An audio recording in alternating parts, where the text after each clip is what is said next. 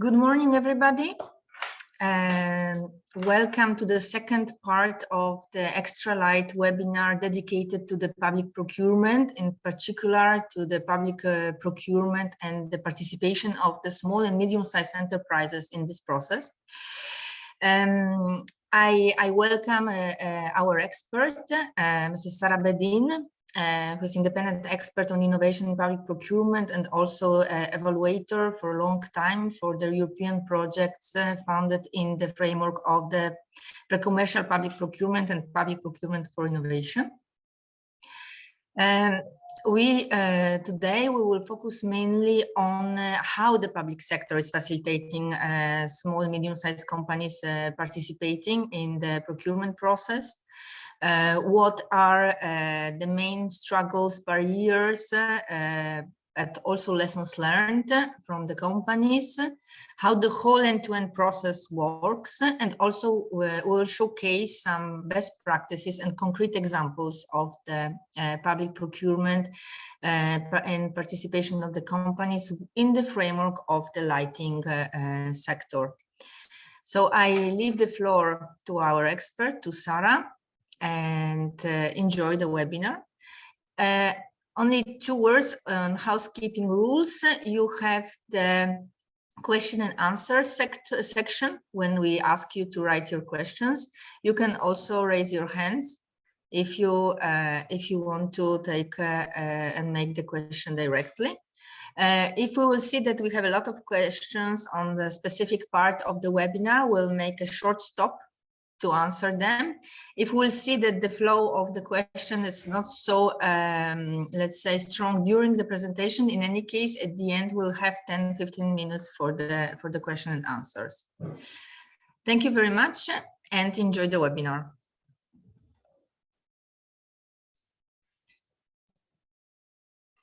Thank you, Marta. And welcome to everybody. I want to share the presentation. Let me scroll up to the right point, and please confirm me that you can see. Yes, we can the see. Slide. We can see perfectly. Thank you very much. I would like to add that if it's of your interest, I would like to focus also on green and circular procurement, because last time we had not enough time to deal with this promising area of work, I think, for you. If we have time, it would be nice.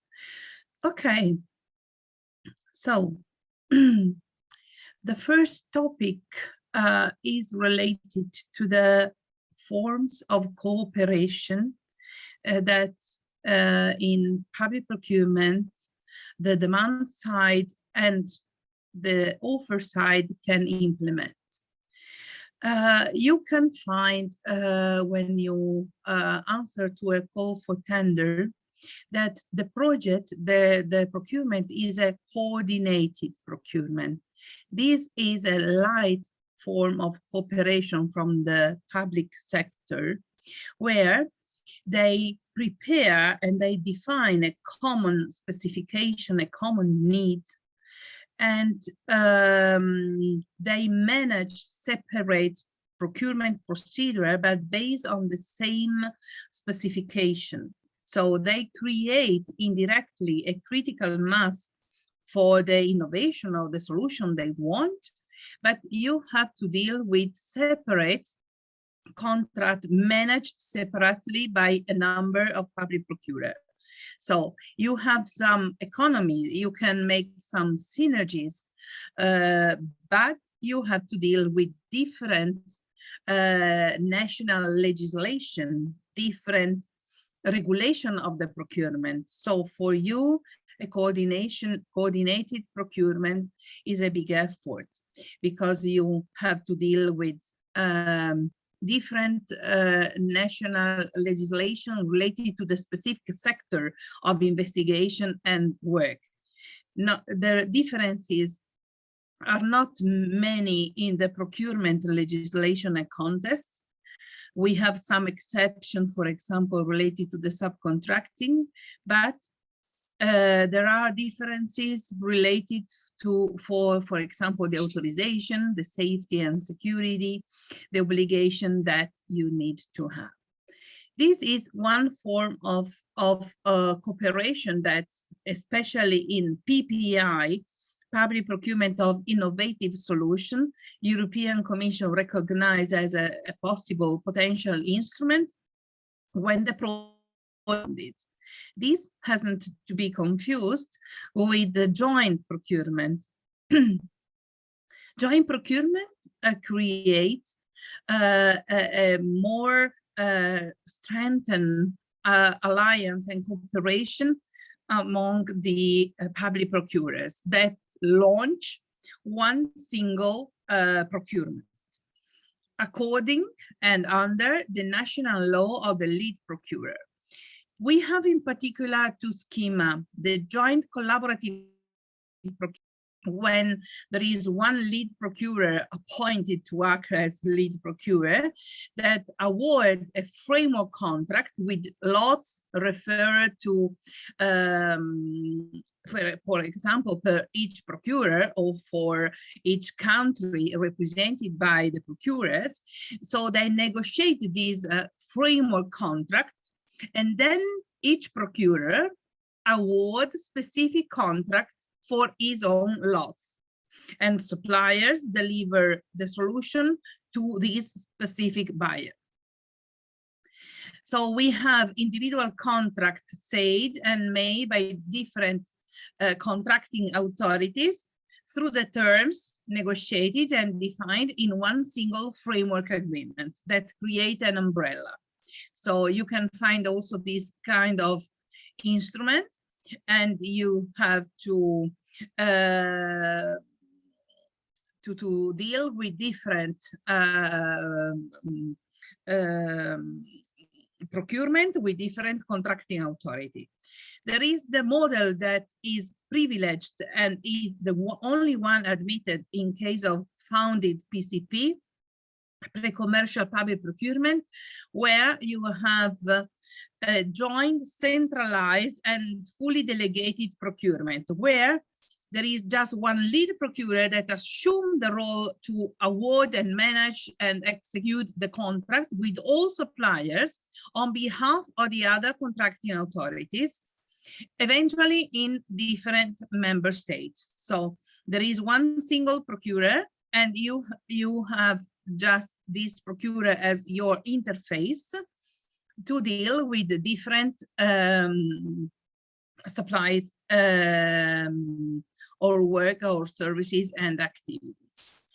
From your side, we have different mechanisms. As you know, you can act as subcontractor, but we will make a reflection on that role.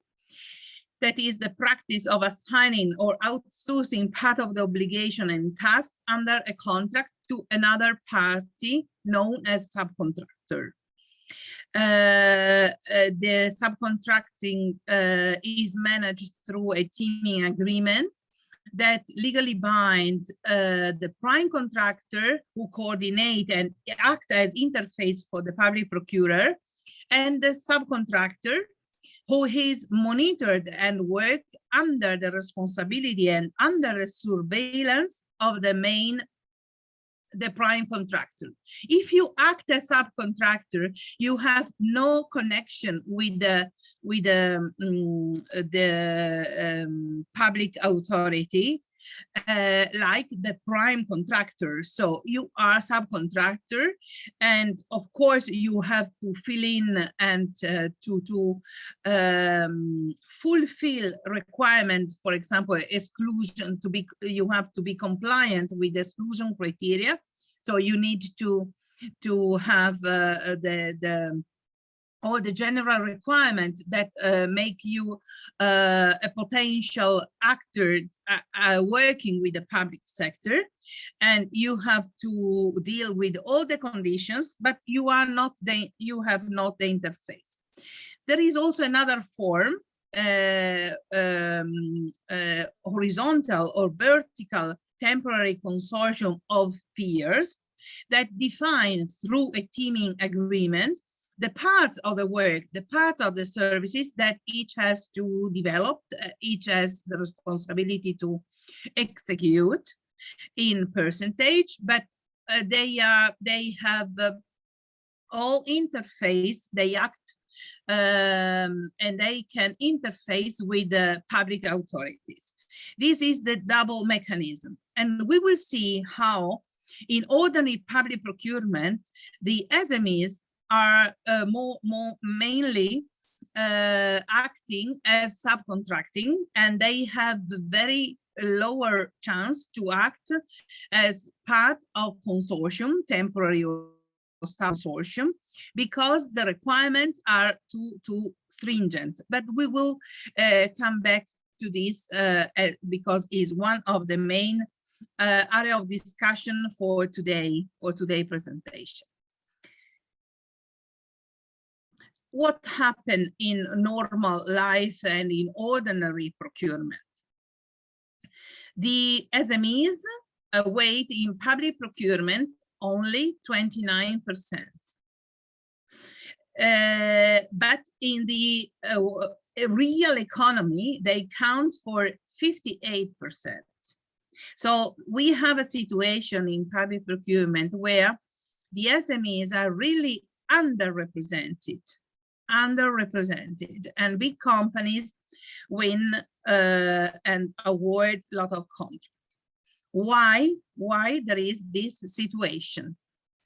Generally speaking, this situation is because the large companies are authorized, are enabled to submit more tenders, because the qualification requirements, so the exclusion criteria, the selection criteria, are defined to a level that is quite easy for a large company to comply with, and is quite impossible for an SMEs to comply with the qualification requirements.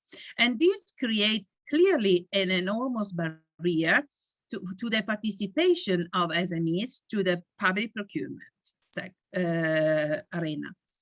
And this is obviously SMEs has faced entry cost really high. At the same time, if we see the other side of the medal, the exit costs are quite high. So if a procurer is working with big companies with a certain level of guarantees, in bracket I say, guarantees in terms of administrative capacity to deal with the contract, to provide the guarantees, the financial guarantees, to deal. Big companies have internal tendering department and offices with qualified and specialized personnel that is fully skilled to deal with all the aspects related to the public procurement. So the main issue and the main problems are these qualification requirements. European Commission started from the analysis of this issue and this problem to manage this and try to reduce, incentivize also in the new directive, new is 214 new directives, says that the requirement, the qualification requirement needs to be proportionate for the object of the procurement. So we can't, the public sector can't enhance, increase qualification requirements because they feel more safe if this is not related, not motivated, and strictly necessary to deal with the specific object, the specific content of procurement. So this problem has been solved, and with the we will see with the reduction of these qualification requirements. SMEs are traditionally relegated in the role of subcontractors.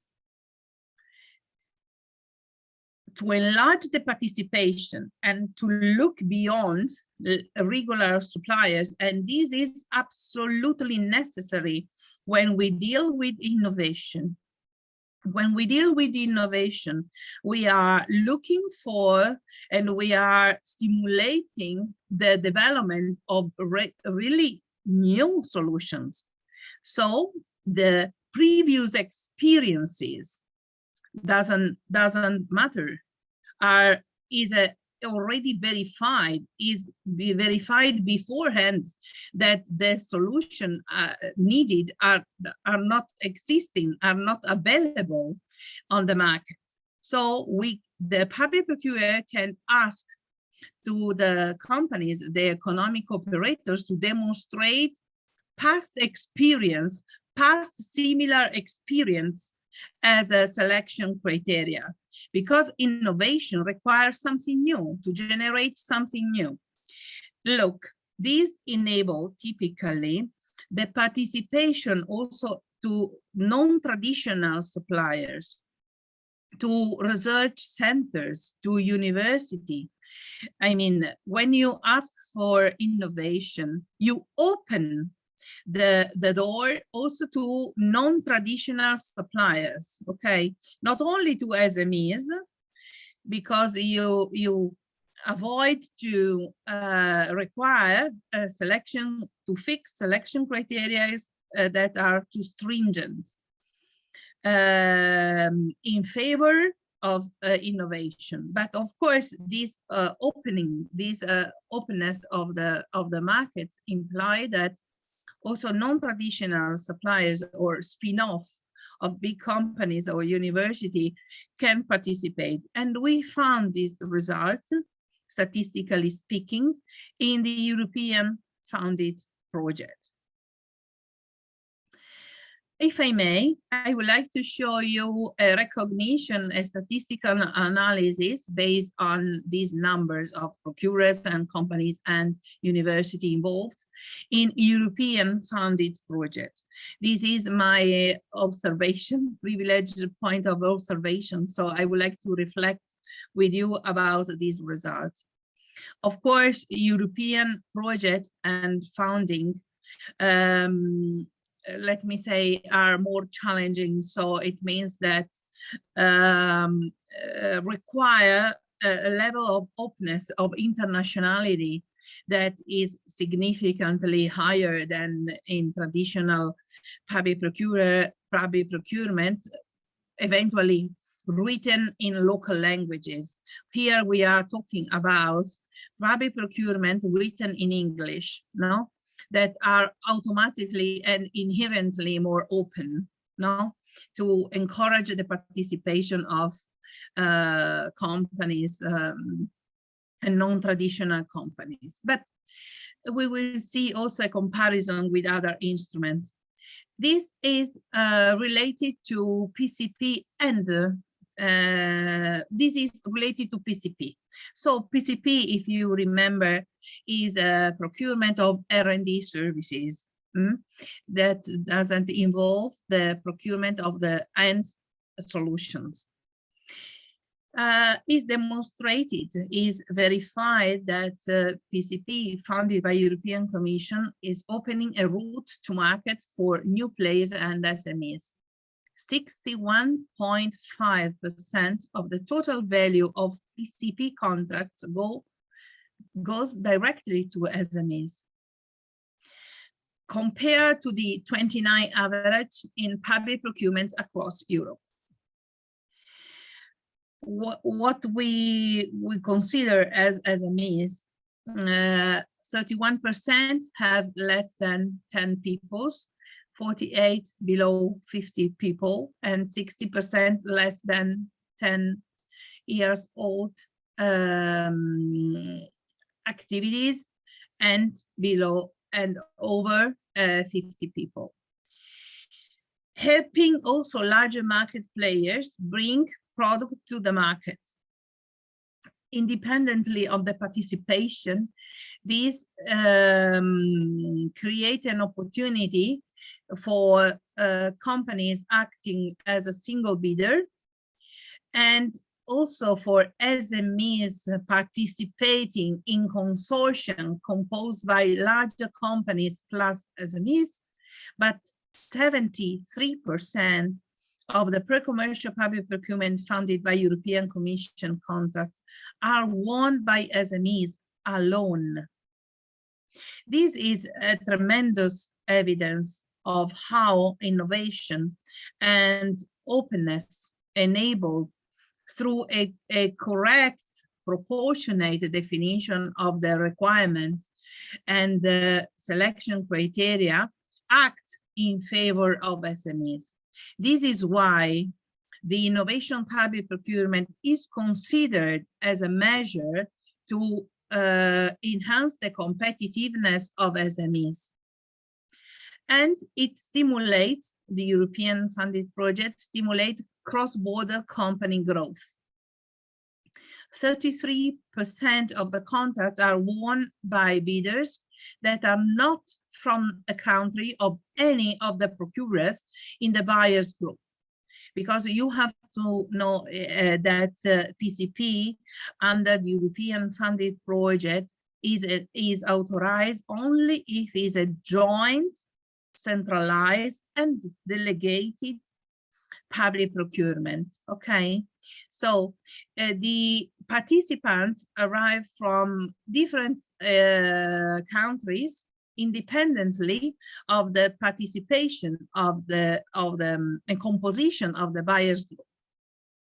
This means that an Italian company can win contracts made for the Spanish and procurer, and a French company can apply for a procurement may elaborated and launched by a Italian company, Italian public procurer, and this happens systematically.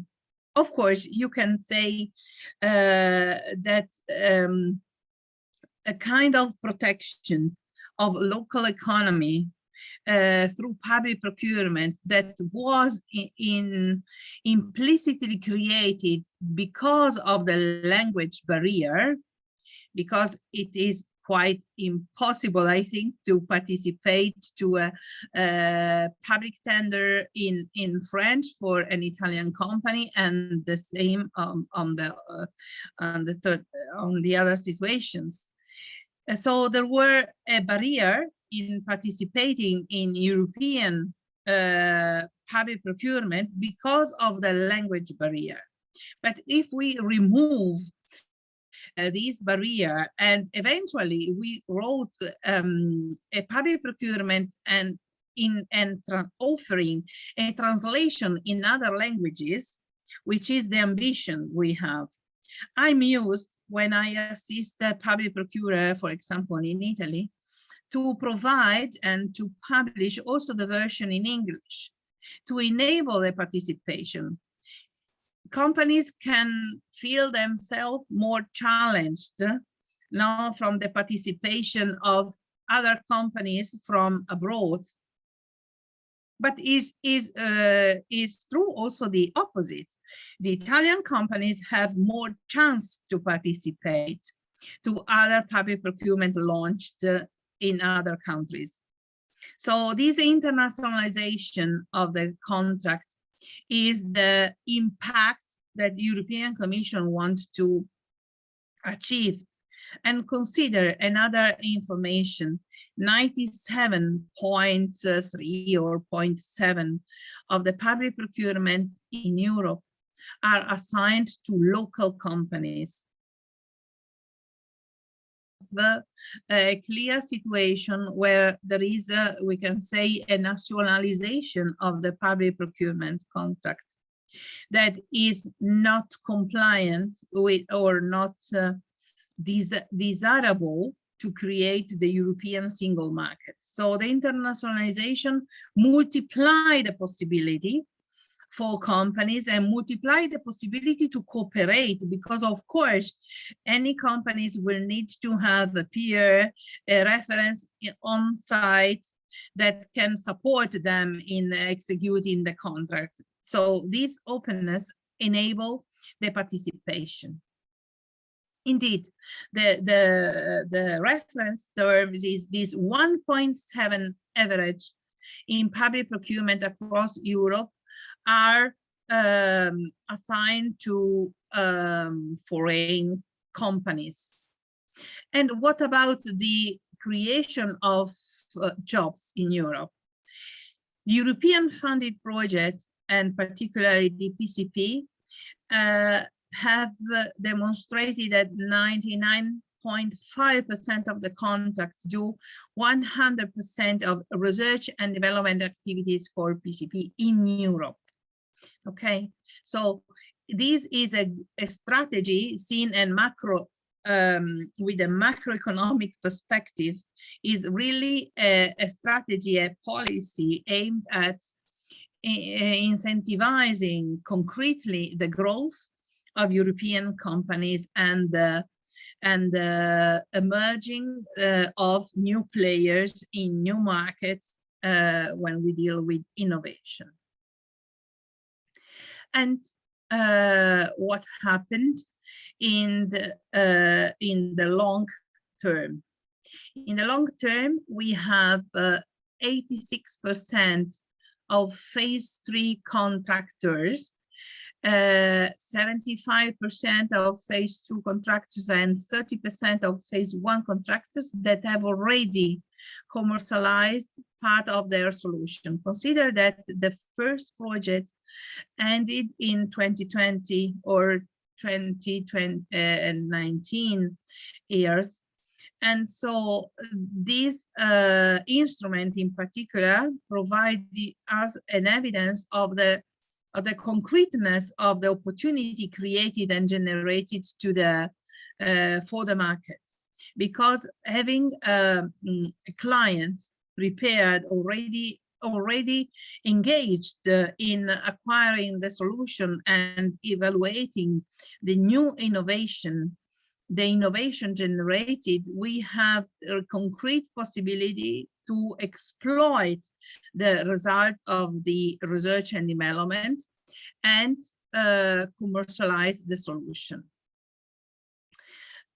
11% of contractors are still expected to commercialize within 2 years, and 17% of contractors do not plan to commercialize the solution. What means that they have established some agreement with or licensing agreement with other subjects that will provide to commercialize the solution.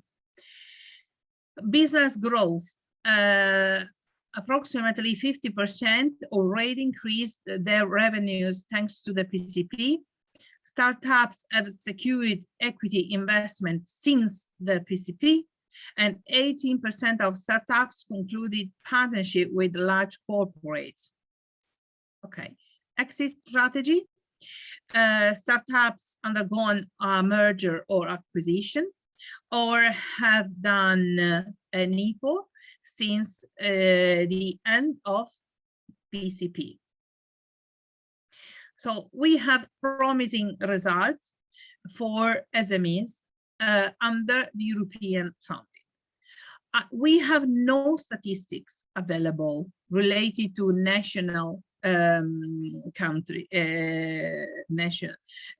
member states. We have no these statistics, but we can affirm that in any case, the participation of SMEs is strongly assured when we deal with innovation through the PCP and separately the PPI. If I may, I would like to compare, because you can have an idea of different instruments, how different instruments can work if they can work in favor to SMEs or not in favor of SMEs. Here, European Commission have compared two instruments. Do you remember that last time we talked about pre-commercial public procurement related to the R&D phase? We talk about PPI, that here is not considered, that is the procurement of the end solution, commercial volume of end solution. But we talk also about a new instrument in directive called innovation partnership, no? That combine the two phases, the pre-commercial phase and the commercial phase. So is an instrument where the public procurer is engaged since the very beginning to procure the solution that will eventually emerge at the end of the R&D development. And the R&D is assigned to the same economic operator that are required to provide and assure the logistic distribution of the end solution. So is a bundle procurement, a bundled procurement, a combined procurement. How this instrument works for you or for SMEs? We can see these in the evaluation criteria indicated here. The percentage of in volume, in value of contract that is awarded directly to SMEs is 59% in case of pre-commercial public procurement, and we have only 5% in case of innovation partnership. In average, the all public procurement in Europe, as we already mentioned in the design, in the graphics, count SMEs for 29%. But you can see here how the pre-commercial procurement, but it's quite the same in PPI, public procurement of innovative solution, is able to capable to enable the awarding to SMEs that innovation partner is not able to do. Okay. Number of contracts that is awarded directly to SMEs, 71% in case of pre-commercial public procurement and only 6% in case of innovation partnership.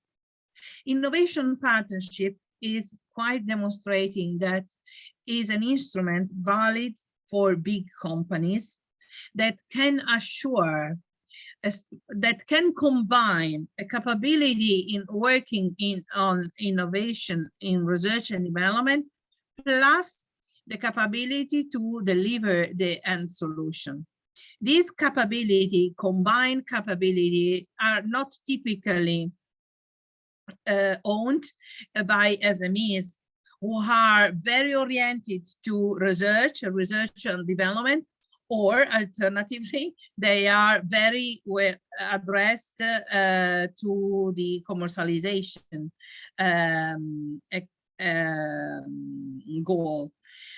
And the combination of the two requirements increase the selection criteria, enhance the level of the selection criteria that have to look also to the capability to deliver the solution, to have a logistic capability to deliver the solution. Number of SMEs with less than 10 years old that award the contracts in case of PCP is 51%, but with innovation partnership is 0.1%, you see. And winning tender with the university, okay, this is not related to SMEs. I just want to say that PCP and PPI separate and combined are really the instruments that European Commission set up to encourage and to enable and to create the commercial success of and for SMEs. Have you questions about this point? For now, we have only one question, but I will keep it at the end. Okay, so can we go more pragmatically and operationally in the process, enter in the process? I don't know if you can say the title of the slide, because for me it's totally covered, but I hope you can see it entirely, the slide. Okay. So the process of procurement and where you are engaged and what is your role in these phases.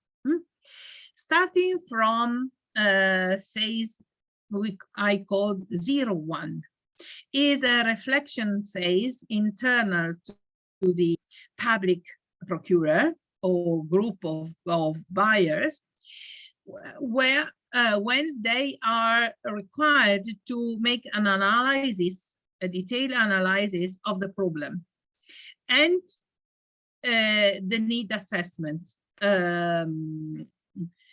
Analysis and definition need to be elaborated. You are not supposed to influence this process, no? That is internal to the public sector, that have to recognize, to analyze and elaborate, elicitate their needs. Okay. And they need to also elaborate a baseline. We are talking here about innovation and also eventually green procurement, but mainly about innovation procurement. To evaluate and to set up an innovation procurement is fundamental. The public procurer set up and identify the baseline. If not, is impossible to measure the improvement achieved through the innovation procurement using public money. So the baseline, the level of performances at a certain date need to be analyzed and crystallized, you see? So the baseline definition, now the performances of these particular services, of this particular building, the efficiency of the lighting system at a certain date is defined through specific indicators that crystallize the baseline. And it's very important to elaborate a business case, to compare cost and benefit, because if costs are over the benefit, I think that is not demonstrated the criteria of best value for money. The use of public funding needs to be always demonstrated in terms of added value generated for the society. So the public procurement answer to a principle that is the best value for money and the use of public money to improve the quality or to determine savings in public expenditure. These analyses need to be done beforehand. After that, having analyzed, the needs can be elicited and the portfolio of needs can be prioritized. Up to this, since this phase 3, the market, the operators, the economic operators are not engaged. There is an internal analysis. Now there is step 4. That is the state-of-the-art analysis. So the public procurer need to open the door, go and search and scout and scan also all the technologies, the opportunities that the market is capable and available to propose at a certain date. This can be made through different systems, depending on the level of innovation and ambitions of the project. Can be done through a patent search, patent analysis. Can be done through the participation of events and fairs. Can do through an investigation, a scouting, a request to provide information, and through the open market consultation. The open market consultation is a step required in the guidance of European Commission, and is quite implemented extensively by the public procurers to with three objectives. The first one is to pre-inform the market about a procurement opportunity. So to enable the market to organize themselves and create the correct and fit for purpose alliances, cooperation agreements, to look for complementary partners, to do networking, to prepare the consortium in advance. This open market consultation indeed has to be launched before 30 days before the organization of events where the public buyers meet the suppliers. So open market consultation is a publication of a prior information notice that is not a call for tender, that doesn't bind the public procurer to procure. It just an advice, a pre-information of the intention to procure, and an invitation of the market to contribute and participate to these events, or to these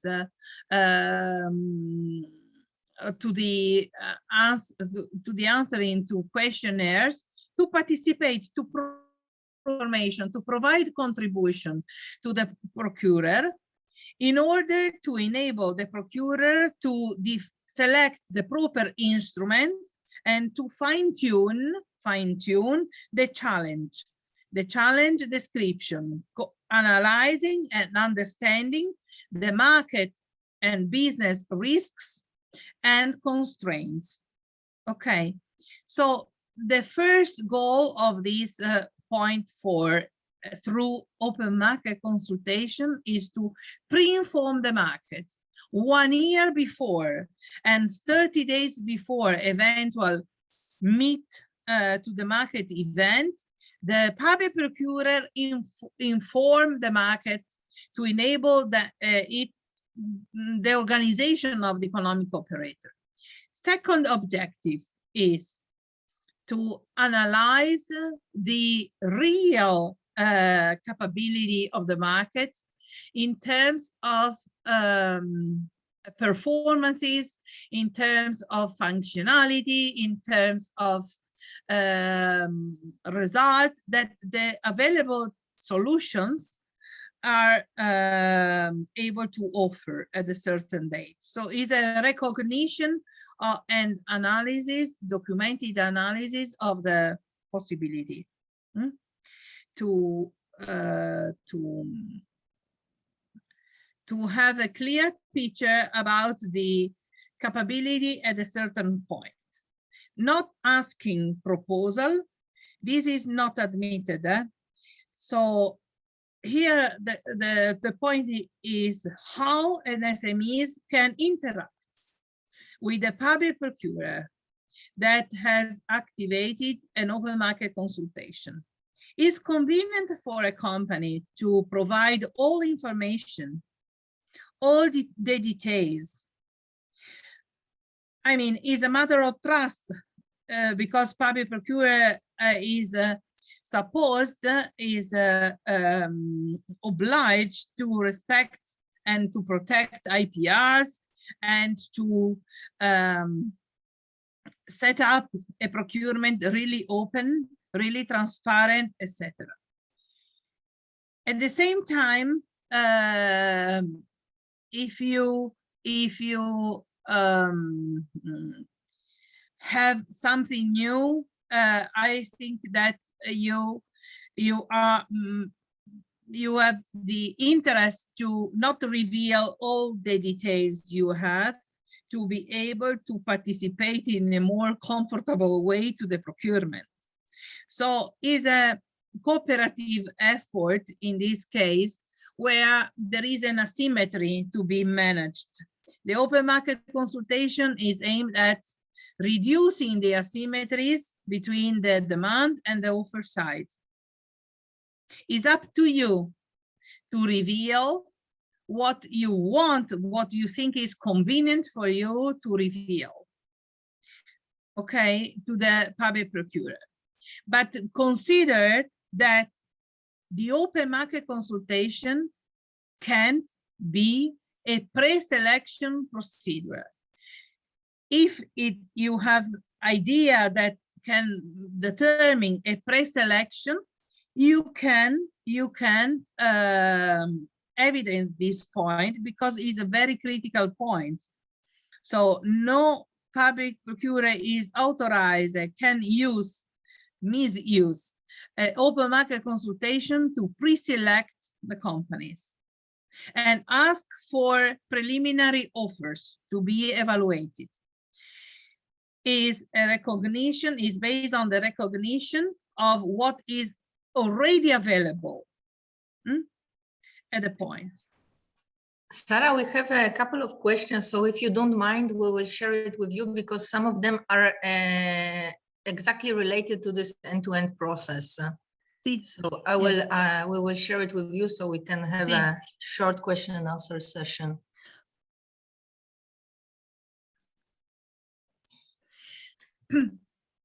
If the procurer asks for a financial guarantees for the participation in a tender, is there a difference between joint collaborative procurement and joint centralized and delegated procurement? How has to submit the required guarantees? Okay, so joint collaborative procurement imply that is negotiated or is defined a framework agreement, an umbrella from lead procurer, and then the single procurers manage and ask for a relaunch offer for specific procurement. In this case, the financial guarantees is required to establish the framework agreement. So no supplementary financial guarantees can be fixed and can be required ex post. The general rule in public procurement is this, and it's very simple. All the obligation and rights for the suppliers need to be defined and made published beforehand, communicated beforehand. Okay, so you need to have the full clear picture of the requirement beforehand. In case of joint centralized and delegated procurement, the financial guarantees are required by the lead procurer that act on behalf of the others. So are there significant differences? No, because the rule is that all the requirements need to be defined in anticipate way, and is quite independent if the requirement will be posed by the lead procurer. That is the only interface you have in case of joint centralized and delegated procurement, or through the joint collaborative procurement. In this case, the typical situation is that the guarantees are required by the in the framework agreement, but can be, if defined in the call for tender, that there are specific guarantees, financial guarantees to be demonstrated to local public procurers. but the timing is the same. May I pass? Yes, clear. Thank you. Answer two? Yes. As the open market consultations shall be open to all interested suppliers when SMEs can look for information about such consultation, where public procurers publish information about this kind of consultation. Very good, very good question. Thank you. So, open market consultation must be open to all potential interested suppliers, and also not potential interested suppliers. I mean, is an open consultation. Previously, before the new directives, this was called technical dialogue, not competitive dialogue. So it was confused mainly by the companies as an initial negotiation and discussion about the tender specification. Okay, so European Commission, because this is not admitted, suppliers can't influence the definition of the call for tender. No, it's a general principle. When you participate to a call for tender, you sign that you have not influenced the elaboration of the call for tender. So it was clearly misleading terminology used. Here in the new directive is the focus is in the word open market consultation. So you consider that if an open market consultation is done based on invitation, okay, and after this process, okay, is not a procedure, is a process proceduralized. Is not a procedure codified, but is a process. If you realize that a procurement is a follow-up action of a consultation, market consultation managed through invitation, you can appeal. You can appeal against this the publication of the public procurement that has not offered transparently and openly the possibility to all interested suppliers to take part to this process. Okay, so can't be made by invitation, not at all. Is open. This is the first part. Where SMEs and all of them can look for information. European Commission recommends, unfortunately, is not a procedure, so it has not the fit for purpose template. We, the community of procurers and experts, have required European Commission to define a specific template for open market consultation, and this will be likely provided in short terms. Now, the recommendation is to publish a PIN. PIN is prior information notice, where on the TED, Tender European, okay, daily. Okay. But, Sarah, also one question, because also the open market consultations that are launched by the national public procurers must be published on the TED. Yes. So they must be published on the, I don't know, public procurer website, on the public procurement platforms at national level, but also on TED. Yeah. What happened? I have to be honest with you. I often and too much times I found that these open market consultations are organized through LinkedIn, Facebook, and they do not publish this event in the institutional website. Okay, look, I have LinkedIn for professional purposes, but I don't use Facebook. But I'm not used to daily consult and see this opportunity. It's impossible. At the same time, there is this gap. There is this problem that is objective, because if you accede on the TED and you can't filter the open market consultation, but you can only filter the PINs, prior information notice, and you can't manage with, because where you can find the information, you will have idea about the PIN, how the PIN is composed, is has many fields with the general information about the procurers, the intended value of the presumed contract, the information, and then there is a text, open text, with a limitation of words. Look, the information about the date of the event, the calendar, the agenda of the event is included in this text. So there are also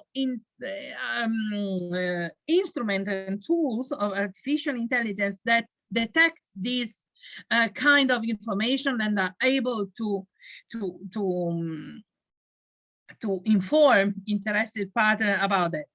But it's really difficult to implement this principle of transparency, openness, because it's clear that if I publish in my personal LinkedIn profile an open market consultation in local language, it's clear that is up, sorry, but is the same it was by invitation, is exactly the same. But we have to say that if you publish in the PIN, the PIN in the TED, you can demonstrate it to have executed diligently the required action, and you can't appeal against this. But where typically public buyers publish information in their website, but not always, I see LinkedIn used for that. And it's not an event like the one you are organizing. It's really important to assure the principle of transparency, proportionality, non-discrimination, openness, etc., also in the preparatory phase. In addition, in the call, we said that the open market consultation can't be a pre-selection, can't be used to identify a solution. Oh, this solution is nice, I love it, I asked for this. No, at all. Can't be required to suppliers, please provide me a description on your solution. No, the description is eventually about the solution already available, already prepared. It's not an offer. We can't it can't be required an effort to provide, think about a solution, and after enabling a cherry picking from the suppliers, because in this case IPRs are not protected. Okay, it's very difficult. And what I want to say is that open market consultation results must be published as an attachment to the follow-up public procurement. So the public procurement needs to refer to the open market consultation and says, in date in March 2020, we conducted this open market consultation. Please see the recording. Some many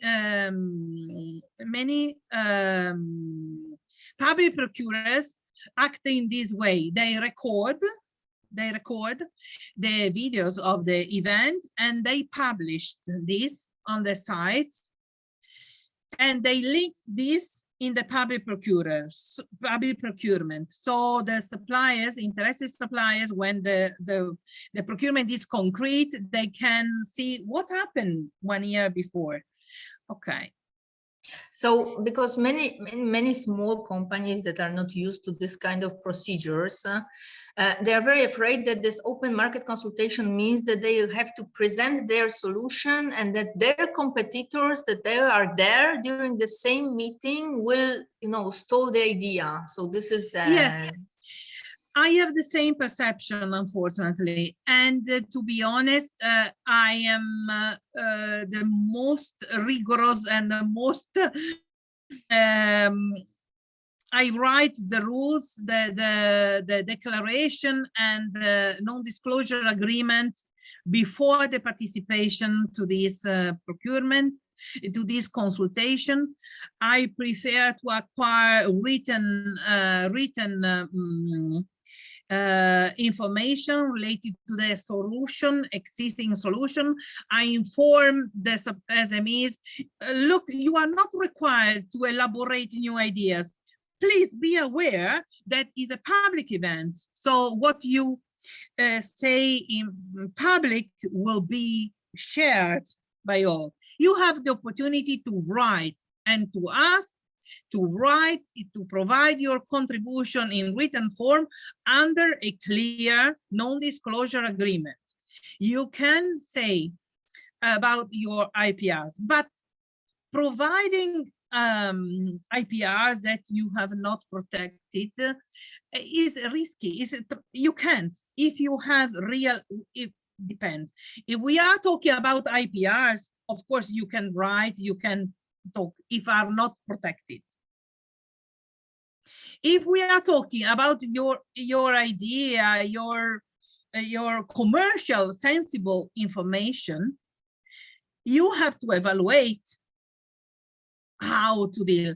Generally speaking, I want to tell you this. In my experience, that is quite limited, but is a number of projects, and the winner, the awardees of the public procurement have not participated in open market consultation.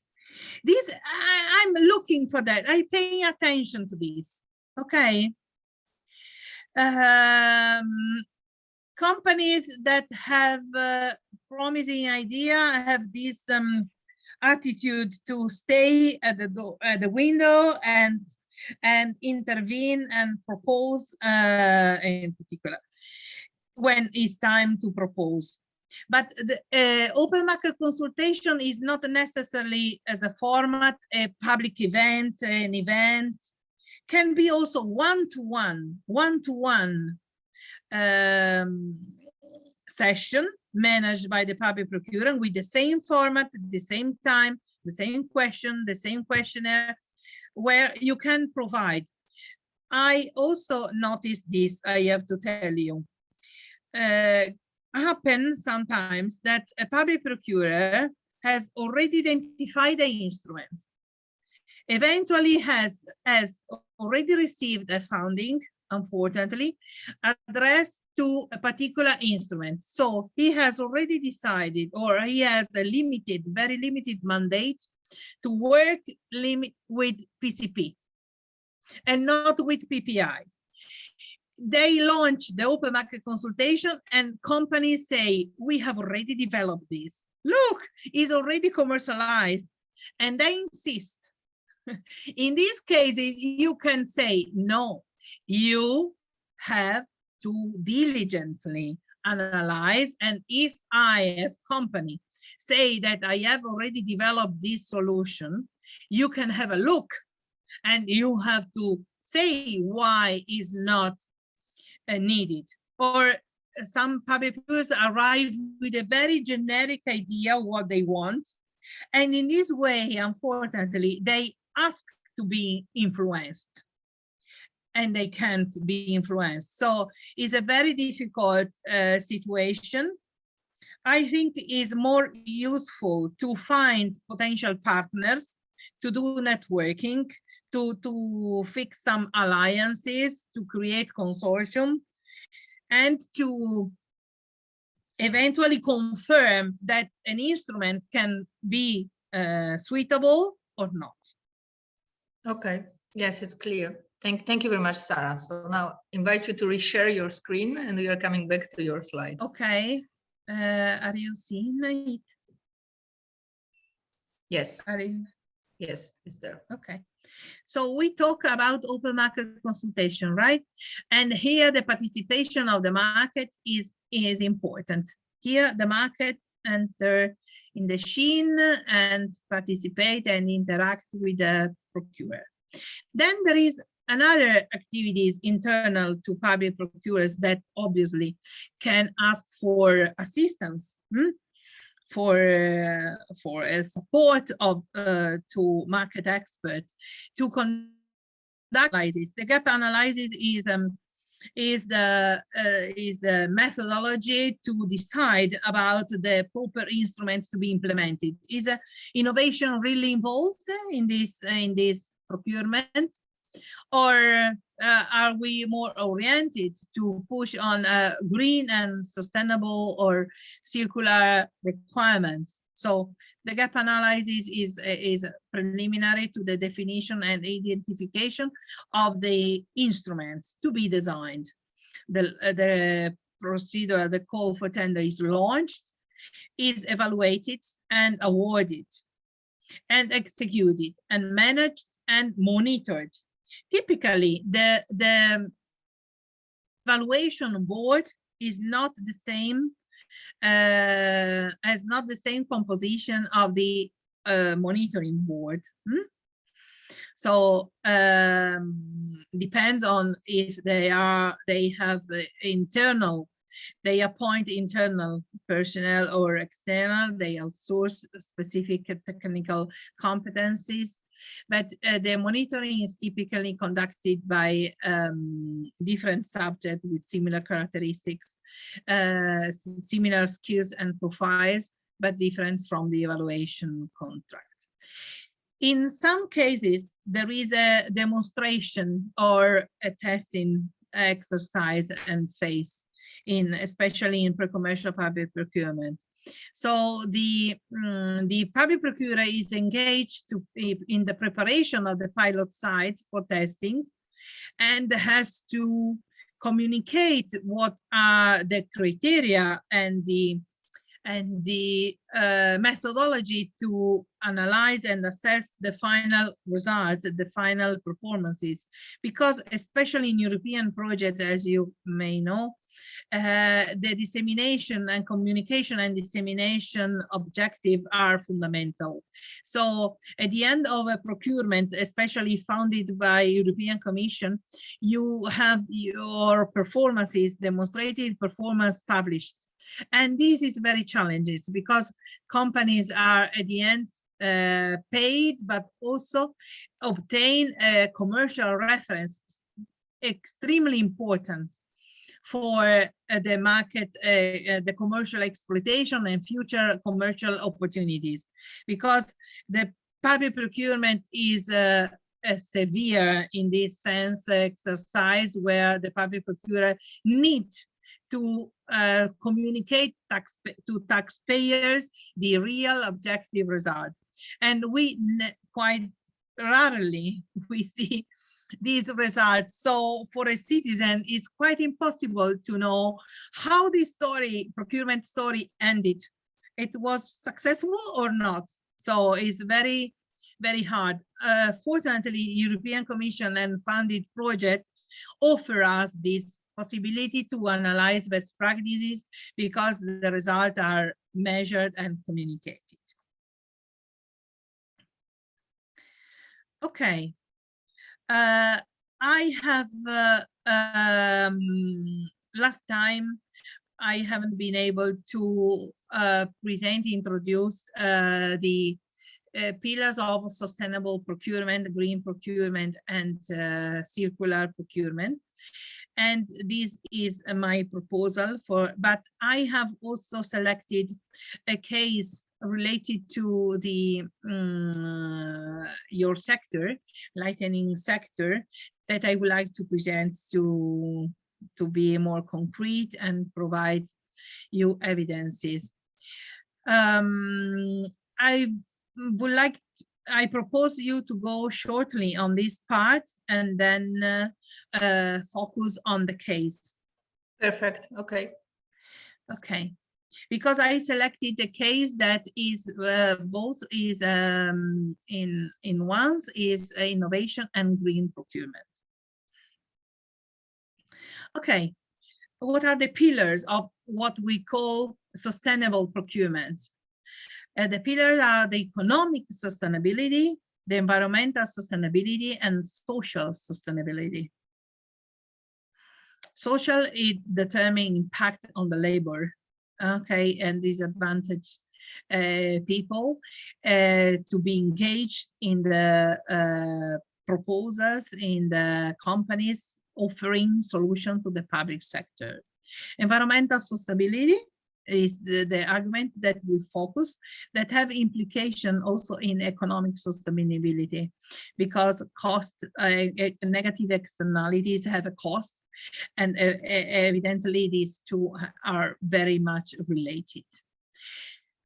Sustainable procurement, the acronym is SPP, I think, because everyone in all countries we found different acronyms. But consider that this sustainable public procurement is a process by which public authorities seeks to achieve the appropriate balance between the three pillars. So it's an umbrella, the sustainable public procurement. Where has been introduced the importance of green and circular procurement in new directive in 2014 procurement directive. And what is the main point, main article that introduce and enable the circularity and green aspect related to procurement, the awarding criteria definition that can be based on the lower price, but has to consider also an element of quality and sustainability. So is the criteria of the meet most economically advantageous tender. Are you confident with these terms? I think no. We have on one side lowest price that consider the awarding based on the price, and these criteria that combine different elements of quality and also the price seen in more larger view and perspective. But more than this, in the directive, there is also a principle that is a general principle that have the same importance of openness, transparency. It has to not have negative impact on the environment. Any procurement has to answer to the criteria of no impact on the environment. To consider this in all your proposal. If you do not assure minimum conditions to limit and demonstrate the limit of the impact on the environment, unfortunately you are breaking and you are not compliant with the principle of procurement. So it's very much important. Okay. In particular, green public procurement is the search for goods or services or works with a reduced environmental impact throughout the life cycle. So not only the procurement and installation phase, but also the use, maintenance, and disposal of the solution. Along these phases, the environmental impact is evaluated and considered and ranked from European Commission. In 2018, European Commission has published a guidance for green public procurement related to road lighting and traffic signals. I think you are operating in indoor lighting more than outdoor lighting, or is quite balanced? It's both sectors, let's say. Okay. So we are covering both. Okay. So the guidance covers the four types of procurement. Is a guidance to the public procurers, encouraging and guiding them to ask for green requirement in related to road lighting, retrofitting of different lights, and the replacement of light sources. So external road lighting and traffic signals. In 2021, European Commission published European Green Public Procurement for computers, monitors, tablets, and smartphones. That is not your sector, but has been an important ruling effort, and that they established the criteria to address the main environmental impacts of these devices. I think that it can be absolutely used and implemented also in lighting sector, because are quite generic and important and comprehensive. Product lifetime extension.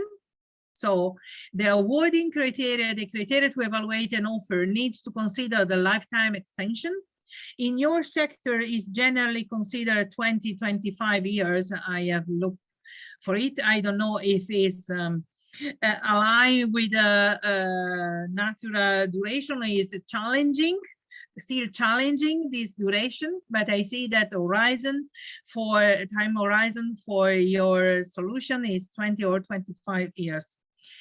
Energy consumption, hazardous substances, end of life management and disposal. Now, circular procurement. Circular procurement set up an approach to green public procurement, which pays an additional and particular attention to close the loop, to the purchase of work, services, goods that seek to contribute to the closed energy and material loop within the supply chain, while minimizing and, in best case, avoiding negative environmental impact and waste creation across the whole life cycle. So circular procurement complete the loop, close the energy and material loops, limiting the waste. Circular procurement approaches have the potential to deliverable multiple benefits, is clear. For example, as well as allowing purchaser to focus on need fulfillment and consider lifetime costs with potential for savings. Circular procurement provide a framework to a more, we say, holistic consideration of environmental impact and waste creation. So is an holistic approach. I don't love too much this term holistic, but to give the idea that is able to close the loop and to complete the cycle. But pragmatically, what are the models to realize and implement, or to require, from the demand side, or to propose from the supply side a model to realize this circular economy? From the supplier level, you can propose a take-back option. So you provide a lighting system and you propose to take back the system when it ends up its use life, or ends, because it's a combination of these models, to design the solution, to disassembly the solution. The reparability of standard products, the external reuse. You can identify already a value proposition to reuse or to resale the product when used and when is not fully functioning. So you can identify a potential external reuse Or you can already identify an internal reuse of products that, for example, a lighting system can become can be a design object when I don't know, it can be transformed in a table. I don't know. You can think about an internal reuse of the product when it ends up its life. I'm not an expert about this part, but are just some suggestions or some models that you can find or you can propose. Materials in the, or what can be proposed at the level of the product, not a model of managing, delivering your service.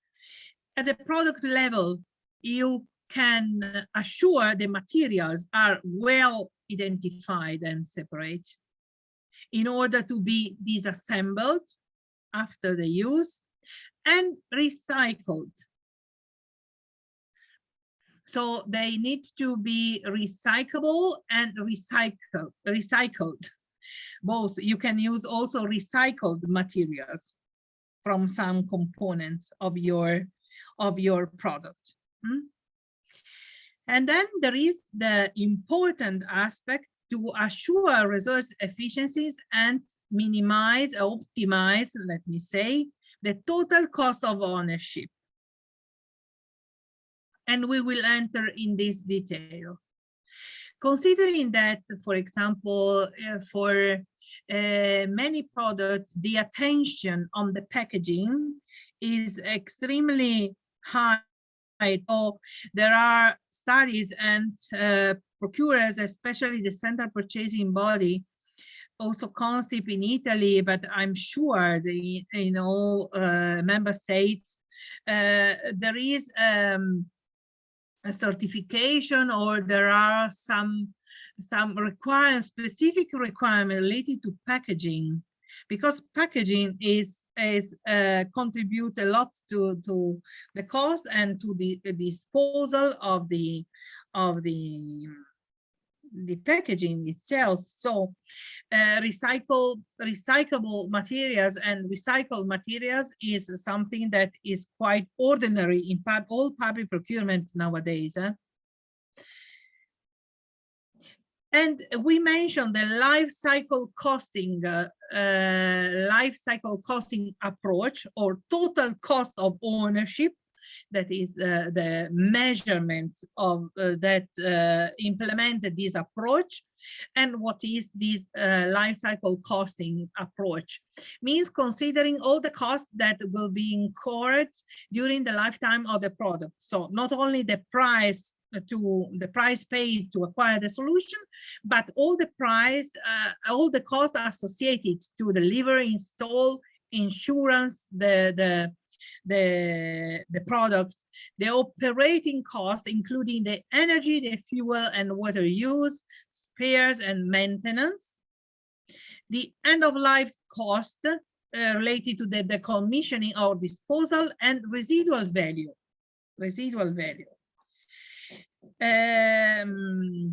I have some lightning because I love Italian design, and really I hope that they will work a lot, because I can't I don't see a residual value for this except for a museum, but I think that to go in a museum, it will pass a lot of years. Is an issue to see the residual value for your solution also, and the cost of externalities. So greenhouse gas emissions,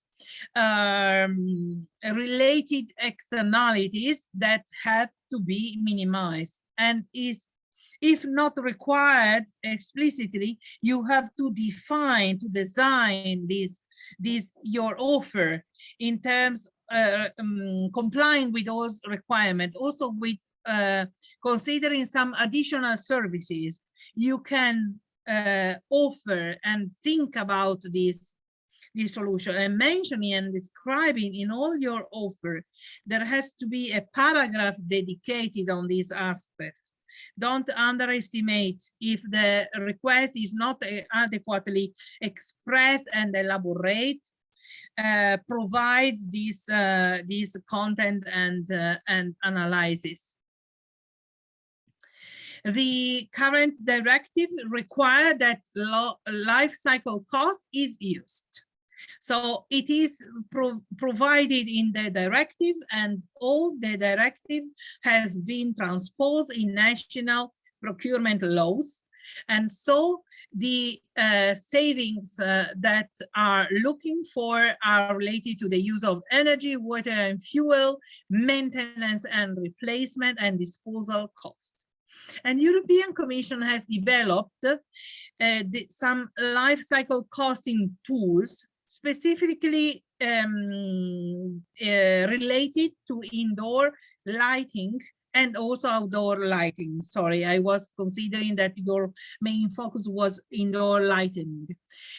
These tools are for the public procurers, but of course are tools that are adapted and used to configure the public procurement. So at the ultimate stage, they will be addressed to you suppliers to be filled in. Indeed, I download the tool created by European Commission for indoor lighting, and I have provided it to Marta. And here there is a synthesis, a very short synthesis of the input. This is an Excel file, an Excel tool that calculates and is able to support the public procurer to compare different solutions against this criteria and capability to optimize the whole life cycle cost. So it has some parameters related to the countries adapted, the prices adapted per countries for the energy cost based on the mix of energy in the country. They have some conversion rates, some parameters already fixed, and they have some formulas to calculate and make the algorithm to determine synthetic evidences of this result. And what are the inputs that are required to the suppliers to be able to populate and provide inputs to algorithm are this list of information. I think is not quite useful to go through this, but I wanted to share with you if I, oh no, sorry. The tool, how can I do? I can do it for you. No, but I think I have it here. Yeah, I have.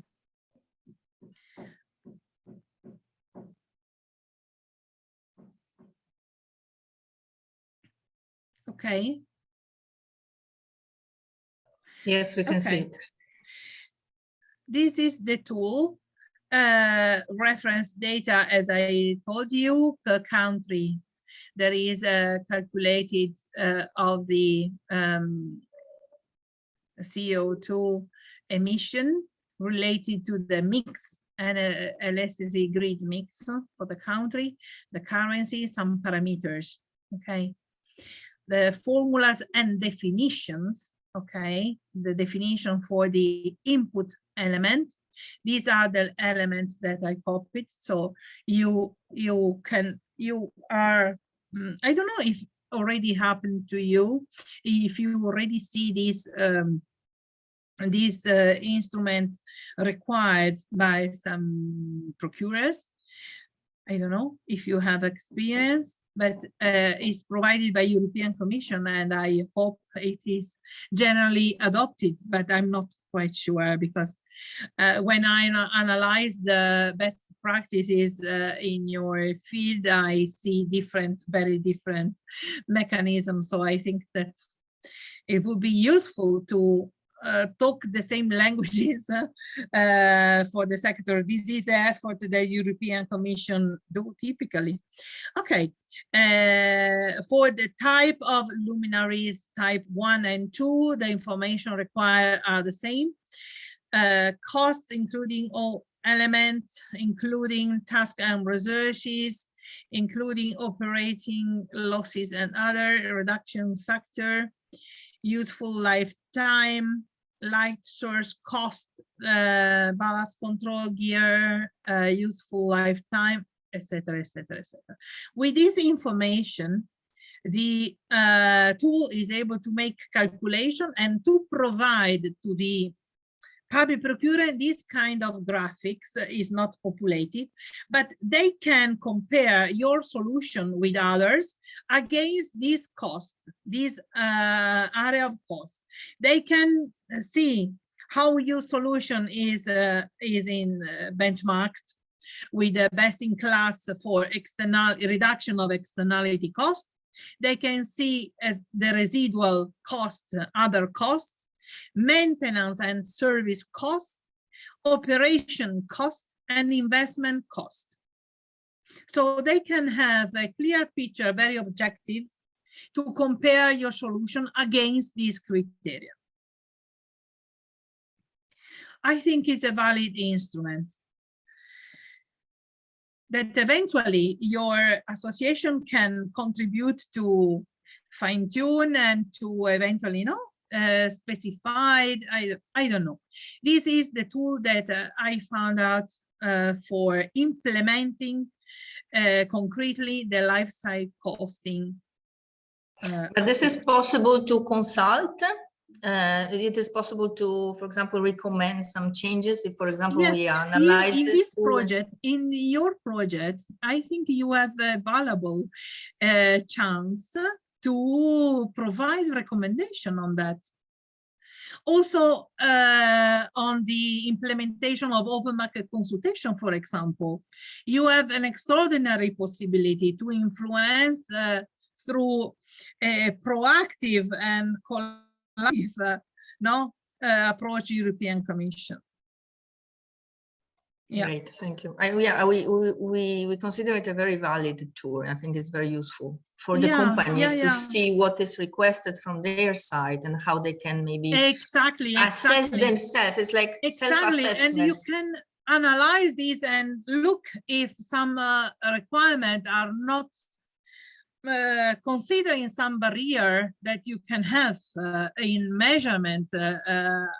You can discuss about this tool, I think, because it's the basis. Nowadays the green and circular procurement is quite a must.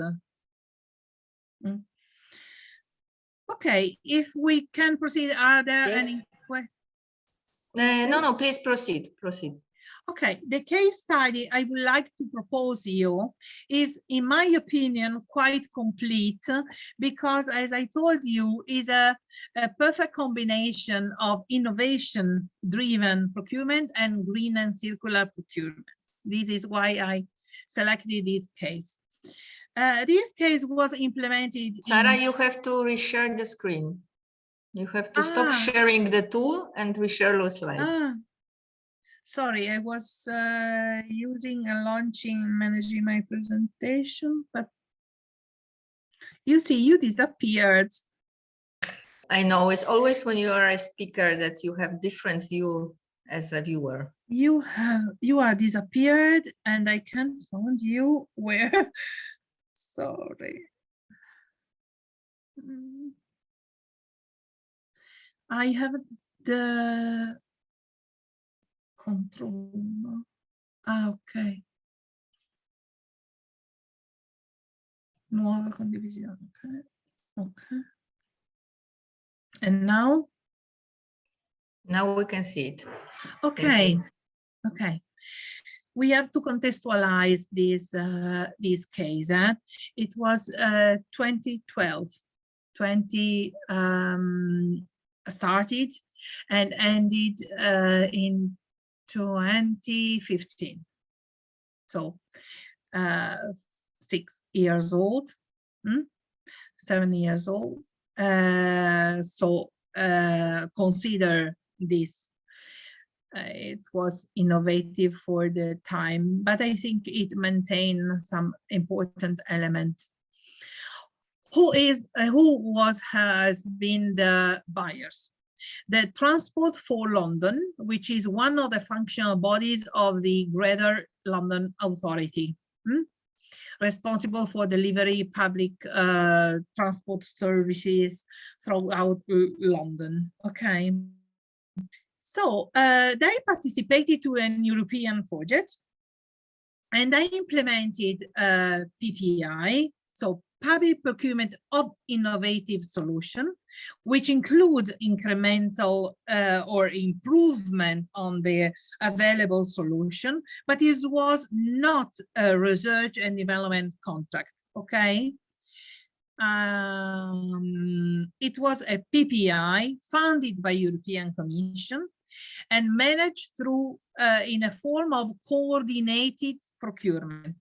I am talking and presenting you one of the coordinated procurement acted by Transport for London, but parallel procurement was implemented in Italy and in other countries under the project ProLight, that is the umbrella of the European project funded several years ago, related to the it was a performance-based procurement for lighting.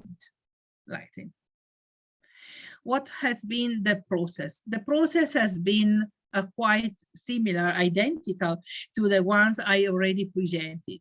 They started from an internal demand analysis, internal analysis, and they analyzed the asset and category of to identify the areas of expenditure, of major expenditure. They analyzed the state of the art. You see, internally, so they conducted their analysis to leading edge technologies. They managed the early market engagement. I don't know how this kind of detail is quite difficult to be extracted, exposed, but they managed the early market engagement.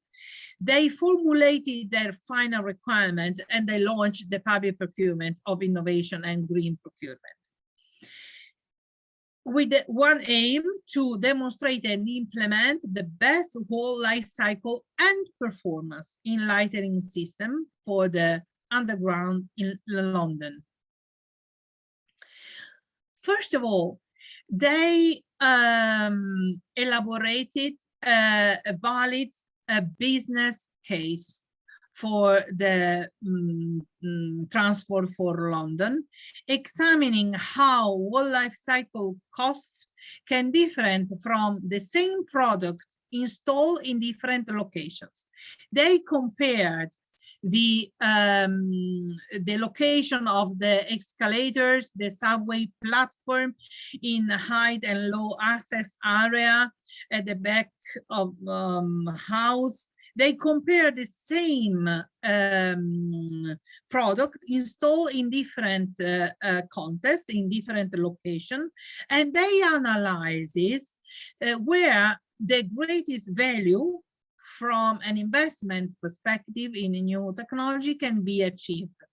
And they analyze, quite surprisingly for the date, that the beyond the price of the product that here is evidenced in red, okay, you see in the column in the red, the range,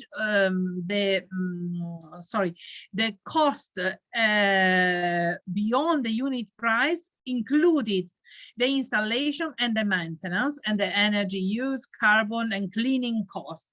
And it demonstrated, this approach and this analysis, that the biggest savings were not from the short-term material cost, but was greatly on the energy cost and from longer-term labor costs. They expanded a lot to clean, install, and more than clean and install, to maintain the lightning system. This was an analysis, very punctual, very precise, very objective, you see, no? That is what we call business case. It has to be demonstrated that the problem exists and area of savings exists, because innovate or for the sake of innovation is not contemplated, it's not admitted.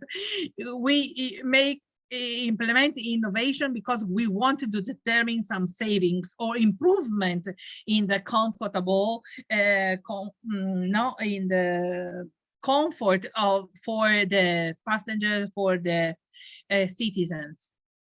This was the step one, okay, the analysis and the business case definition. Then they organized quite originally the procedure, the procurement process. Their procurement process has been organized in 3 steps. Don't ask me what instrument and what procedure, codified procedure they implemented, because it's not possible.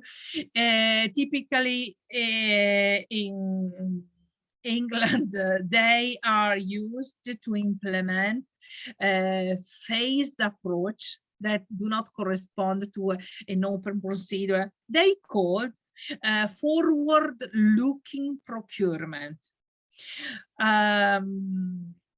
They have some differences, significant difference, and they are, let me say, more smart in implementing procedure. We, for example, as Italian, we are very rigid and we follow strictly the legislation, etc., etc. But except this, we have not to classify this procedure in one particular procedure, open procedure or restricted procedure or negotiated procedure.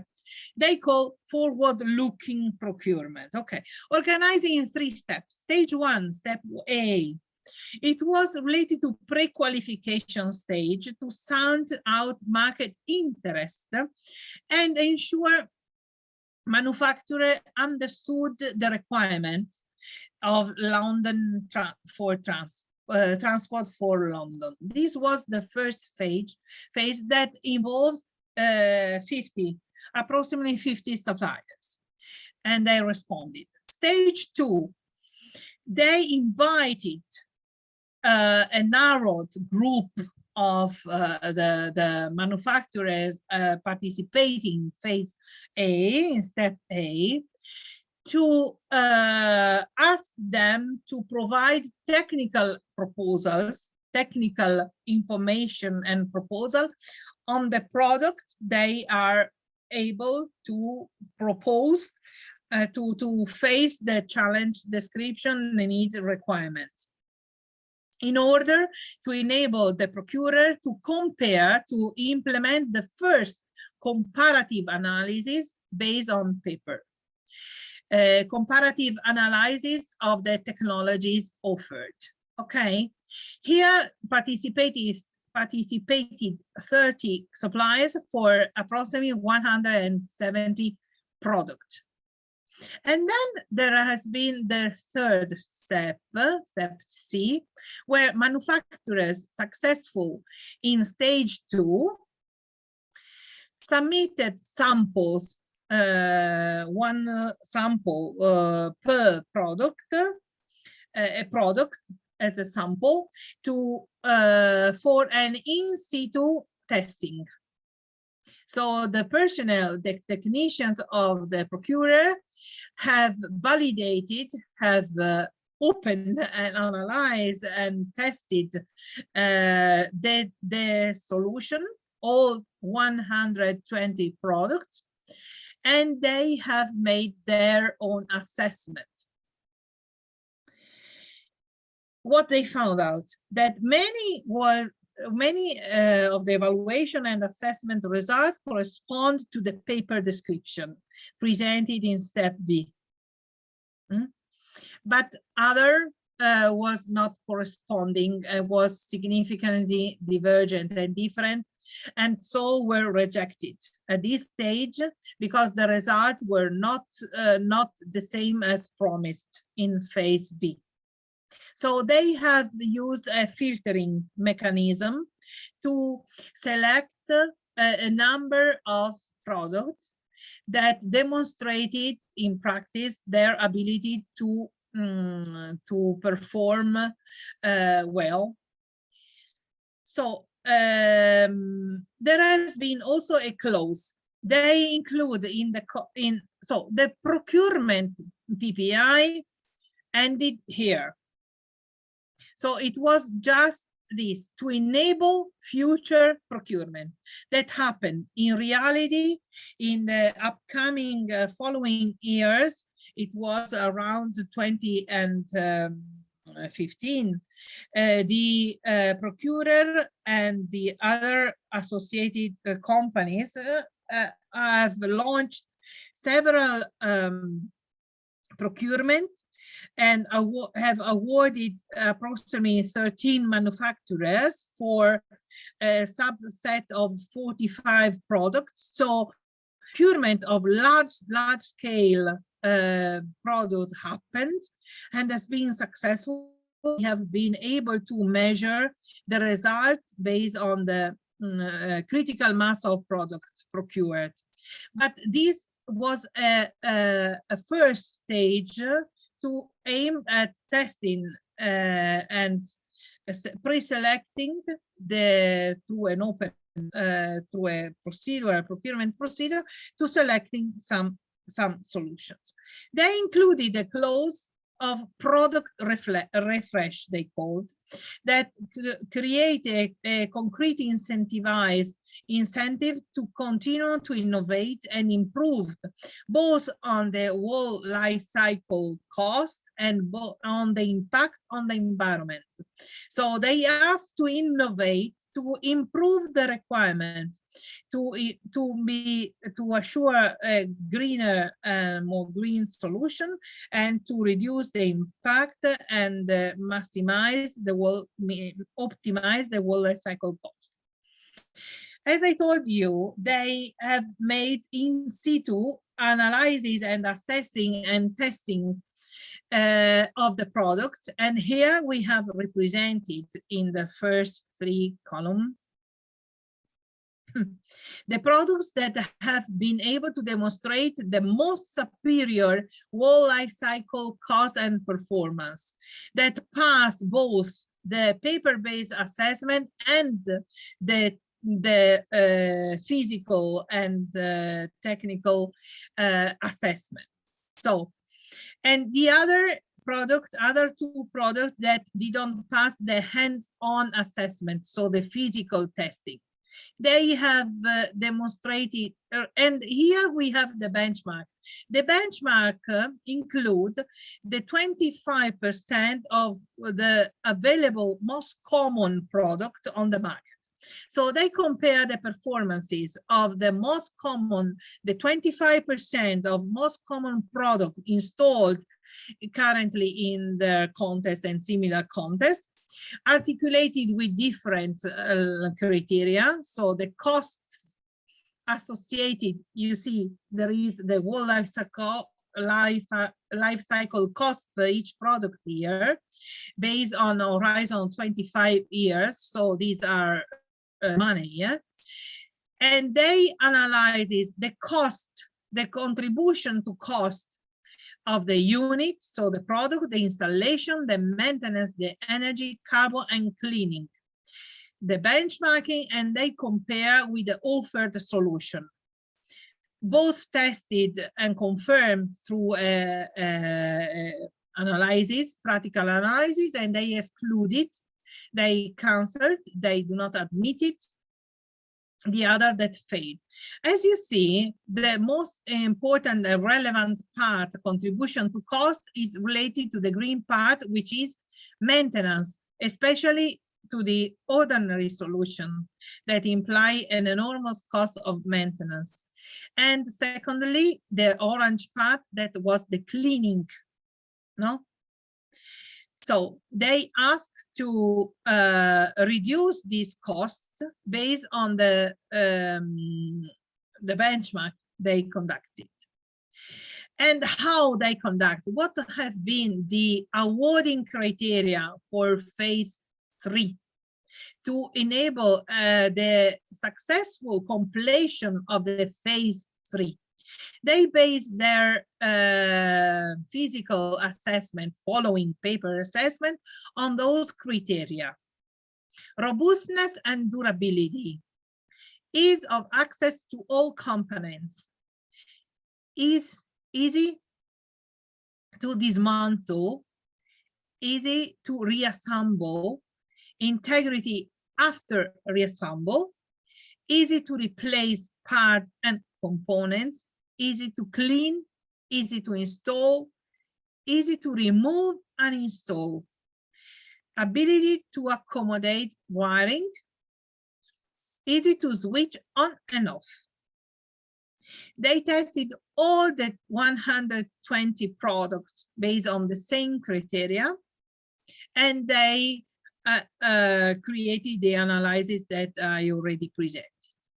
At the end of this exercise, they define as an internal methodology, and their methodologic systematic implementing the criteria I evidenced here.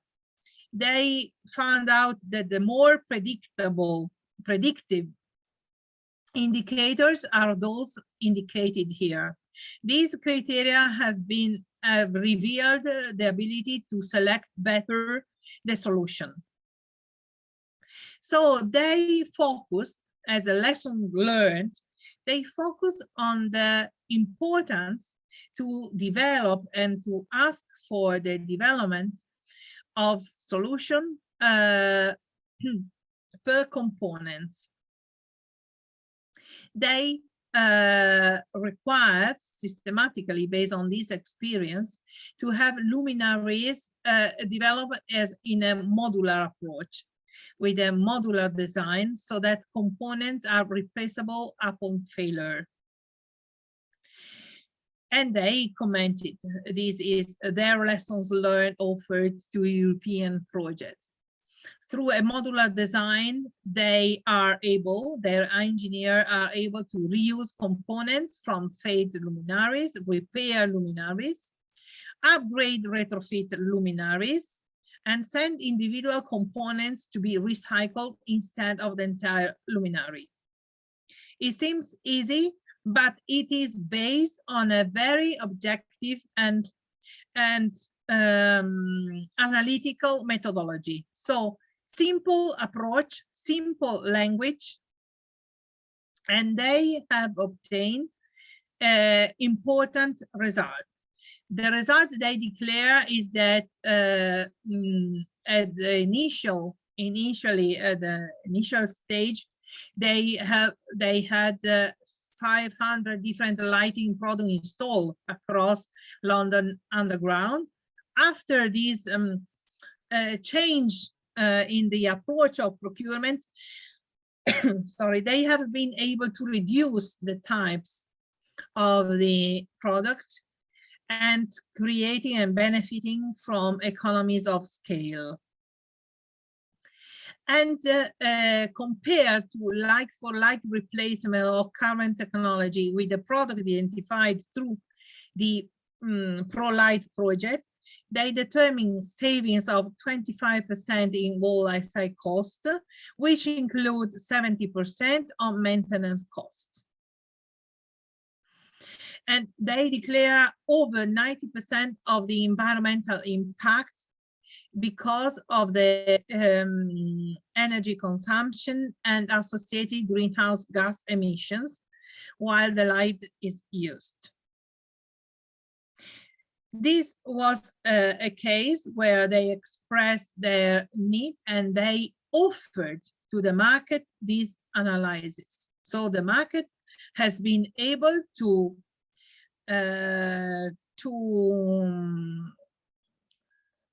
propose something better.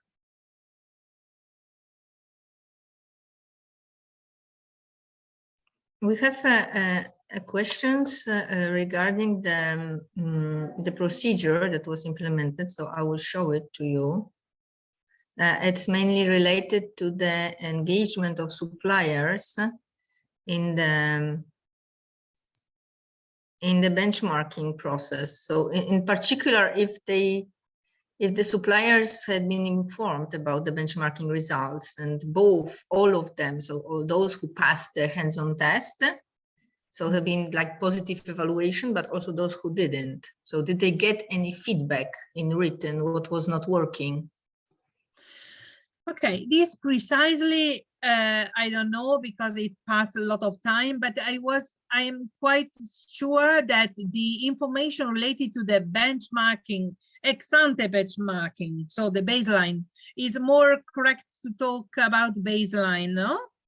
As I introduced you this concept. The baseline was offered in the preliminary stages in the engagement of the market. So the problem was defined through the definition of the baseline.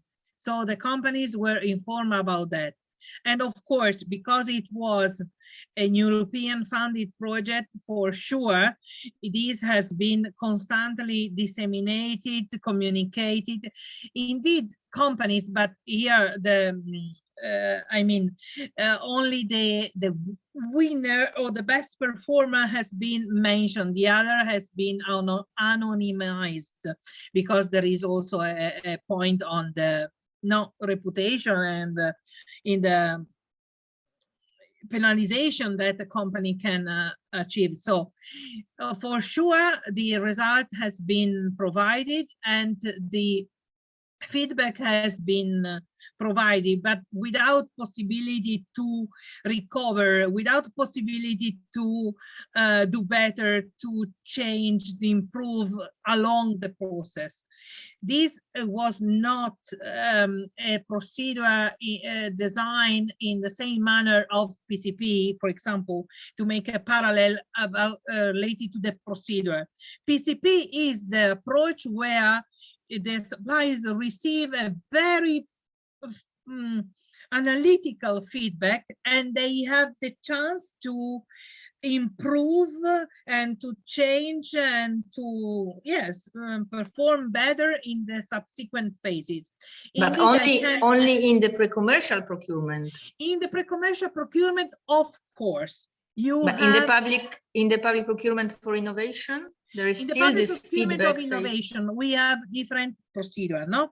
We have the open tender, the technical competitive dialogue, we have the negotiated procedure, the restricted procedure, and we have the that is not PPI, the innovation partnership. Unless you describe and you design and negotiated procedure in a manner that you divided the different steps of negotiation and you rule perfectly the condition to propose variance or improvement, but is extremely difficult, because the risk is that you even if you don't want to influence the competition, as a result, in any case, you are influencing, giving the possibility to re-enter in the competition. So in ordinary procedure, the feedback are provided, but are not useful and timely to change the result. In all the procedure, if you fail, you will do better next time for another client. Unfortunately, are not created as a procedure to enable a circle development based on feedback, except PCP. PCP is the perfect instrument where each phase has its own assessment, and you are required to bid and to present a new offer for the subsequent phase, and you have to demonstrate how you take care of the feedback provided. So for sure they have been informed, but too late to change their solution. And the results have been published, and the suppliers has also won a prize. Okay, clear. Because this is, of course, when you are carrying out the public procurement under the European project, is a little, let's say, more transparent, more published, more communicated. Yes. And the other procedures are usually less evident in this case. And the companies, the small companies, very often says that they would like to know how to improve in the future, but they didn't get any feedback. Exactly. And the points, you know, the score is not telling them nothing concrete. No, they just know that they'll get less points in one section and another, and without you know, this explanation. But also the awarding criteria are under described, you know, because if you have a system very analytical of awarding criteria, it's quite automatic for a supplier to understand, and he's on his right to understand, of course. So this is something that I think that it should be improved also, in order to for the same public procurers, because in the next process, if they are clear, more transparent in the next process, the proposals that they will receive will be better. It's feedback. You know, feedback are important. In these terms, we can see a collaboration. No, collaboration is not to influence the writing of the call for tender in advance. A collaboration is also to provide a time, congruous time to recover, to improve something, and the possibility can be defined, but it has to be ruled. I haven't seen, in my experience, well-defined procedure enabling this kind of interaction without interfering. It's quite difficult, but if you fix beforehand the criteria, the variance, for example, in a project, I invented, it's not an invention, I proposed and we implemented a paritaitical committee. It's a new form. I invented this, and I said during the execution of the contract, I established a paritaitical committee with the same number of representatives for the procurer side and the supplier side. If they find some improvement, also to enhance the possibility of future exploitation of the result and fully commercialization, why not having this exchange without any increase of the budget? But if there are some suggestions that can be implemented quite rapidly, why not to implement these variants that are not variants for new emergent costs? Because, you know, in some sector that is not your sector, I suppose, the variants are double the cost, are able to double the cost of the original procurement, and these are clearly not acceptable. But in this kind of product that have an inherent capability to influence and reduce the impact on the environment, that are so determinant, it's fundamental to have this interaction with. So the paritaitical committee can be a proposal to implement variants, you know.